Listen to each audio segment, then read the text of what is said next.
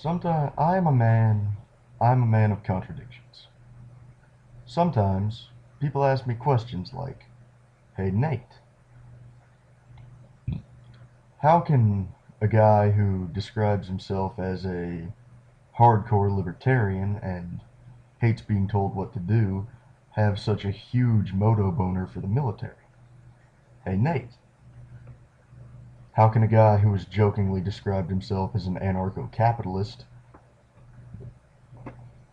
love America so much and be any kind of nationalist, folkish or otherwise?" And I was going to go into a long philosophical discussion about abstraction and the human mind's need to believe in something beyond itself. But I'm not going to do that because I play a lot of video games. Okay, that's a lie. I really don't play that many games. But lately I've been playing a lot of Call of Duty World at War, which, for those who don't know, is set in World War II, and it alternates between U.S. Marines in the Pacific and Russians in Europe. And there's a character, Sergeant Reznov, in the Russian campaign, who I think summarizes how I can internalize all these contradictions perfectly.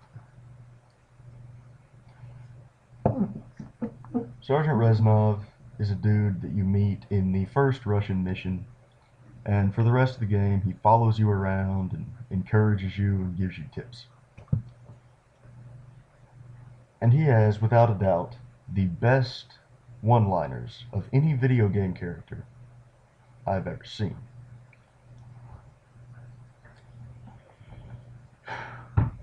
And throughout the game, he continually talks about his loyalty to the army, his loyalty to Mother Russia.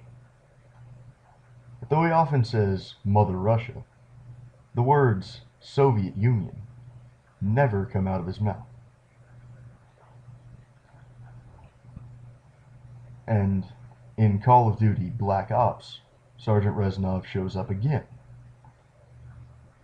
And though he still has the same undying loyalty for Mother Russia, he expresses supreme disgust at the actions of the High Command and the Russian government, particularly to their treatment of your character from World at War, Private Dmitry Petrenko,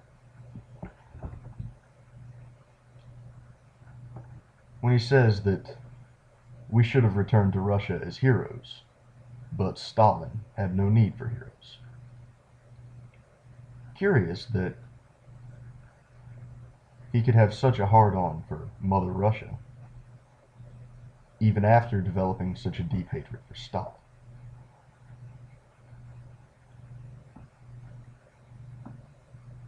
And throughout the game, throughout World at War, his main motivation is not loyalty to the Russian government, but revenge for the atrocities that they committed against the Russian people and against his battle buddies, as exemplified by his catchphrase, "Their land, their blood."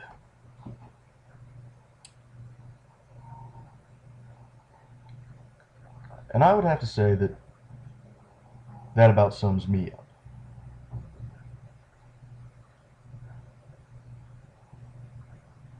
And by analyzing this character, I hope that you see that all of these that all of these seeming contradictions in me, you know, a hatred of government combined with virulent nationalism, a hatred of structure combined with a love of the military, are not contradictions at all, but in fact complement each other.